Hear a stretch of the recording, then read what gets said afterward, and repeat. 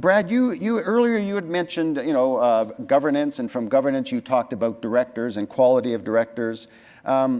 You've also had some opinions in the past about the use of directors' time, how boards use their time or don't use it, and I'm wondering if you could elaborate on those thoughts. Yeah, I mean, I think whoever alluded to it earlier, if you looked at the agenda, and you went and you shadowed a couple board meetings, the average board meeting, it's pretty uninteresting stuff half the time, to be honest with you. And I've had the occasion to sit through a lot of them over the years. And what I find is that the directors in the board meetings themselves, they go to a place of comfort. So you talk a lot about the things you're most comfortable with. So you talk a lot about realtor issues. You talk a lot about the services or the systems or the tools that the association has in place that serve the realtors, because at the end of the day, you're experiencing that the same way as your membership is. But they're really not governance conversations. They're very operational in nature. They're very client member focused in the way that you're talking about them. Or it's about director expenses, or where the next conference is, or who's going to where. A lot of conversations in boardrooms actually go on to that kind of administrative side of the equation.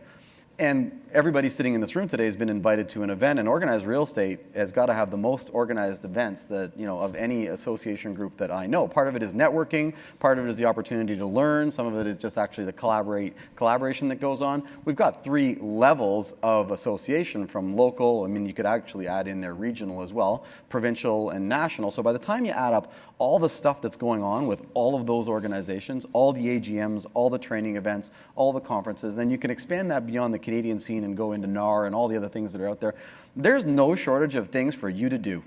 If you wanted to go through your calendar and look at all the possible events that as a director you are able to go to, and in some cases encouraged, and in the rare case mandated to attend by your board, I don't know how you have any time left to do practice real estate. And the interesting thing is, over the years I've seen that happen, and again, it's been about 13 years since I've been close to this. In the early days, I didn't see anybody that really complained about it. Now I'm seeing, in the last few years, a lot more people complaining openly about the amount of time that you have to devote as volunteers to all this other activity. Now, ironically enough, people just don't stop going, they keep going, but now they're tweeting or they're Facebooking where they are and how unfortunate it is that they're there and how it's hurting their business back at home. So there's a disconnect between what we're seeing behaviorally, which is, however many volunteer directors, 40 boards times 15 people out there, there's, a lot of people moving around, times the country. That is a lot of member money, to be honest with you.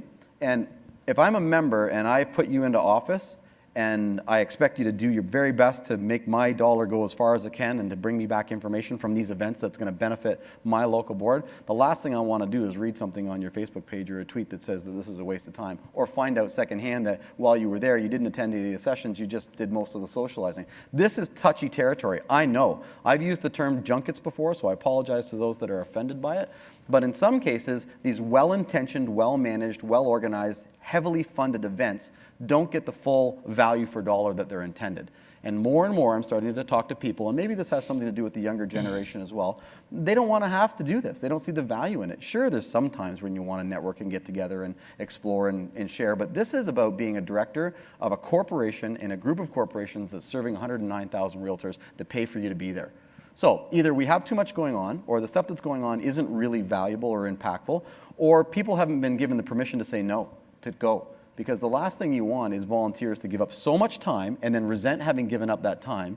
And worse yet, talk about how they resent that time. How are we going to recruit new volunteers to come into a system when they're listening to people resent the amount of time that's being involved? And yet at the same time, no one's stopping that pattern from continuing. So I know it's a contentious topic, but it is something that's popped up more and more the last few years. I want to jump in and add something to that.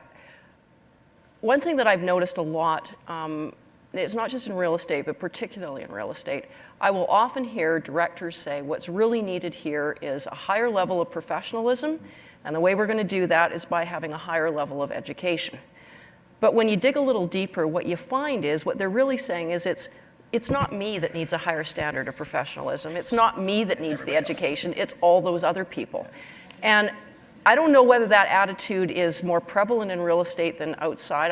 I seem to be hearing that.